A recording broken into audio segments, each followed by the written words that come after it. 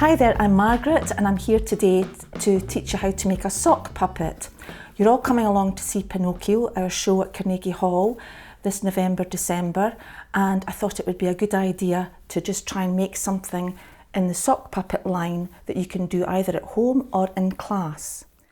So to give you an idea of what you might want to do before you start making your sock puppet, because obviously you're thinking about a character, if you can draw 4 circles on paper, and in the first circle perhaps draw a happy face, just very quickly draw what you think a happy face looks like, and in the next circle a sad face.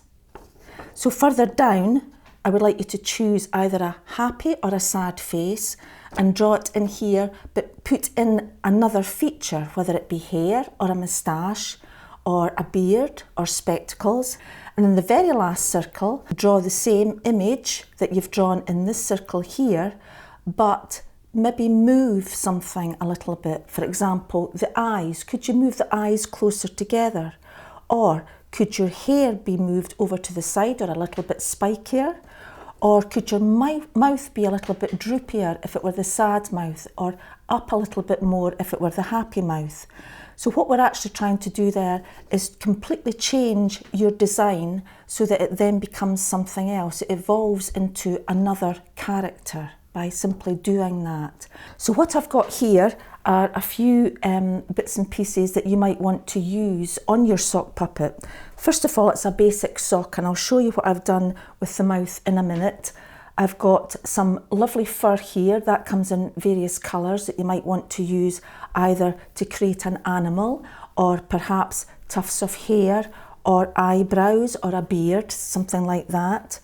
I've also got some lovely pom-poms here that you might want to use to make eyes on your sock puppet.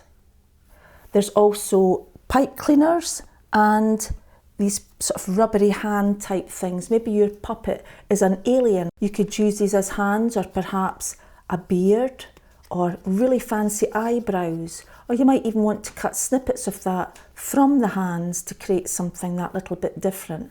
Try and be adventurous and try and do something that you haven't done before. There's also felt here that you might want to cut out shapes from and stick to your sock puppet.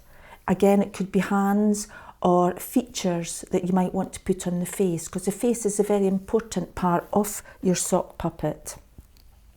So what I've done here is I've taken an ordinary sock, and on the inside I've cut out a piece of card, which is this shape here. So it looks a little bit like a mouth, but it's quite flat. And I've stuck that piece of card onto the end of the sock. And that's a nice shape for you to hold, and it's a little bit firmer than the sock itself.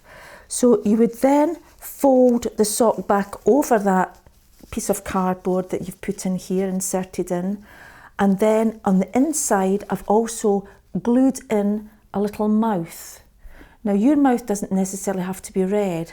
You could take another piece of felt, another colour, and try and apply that to your sock, again to make something a little bit different, more alien, or something from another planet. So that's the basic shape for your sock puppet, so that when you do put your sock puppet on, possibly with the heel of the sock to your knuckles, then you can manipulate the mouth, move it up and down like this, make it yawn. Next thing you need to think about are eyes. So you get googly eyes like these ones here that you can either stick on. Some of them are self-adhesive, or you might need help with a hot glue gun to apply some of these.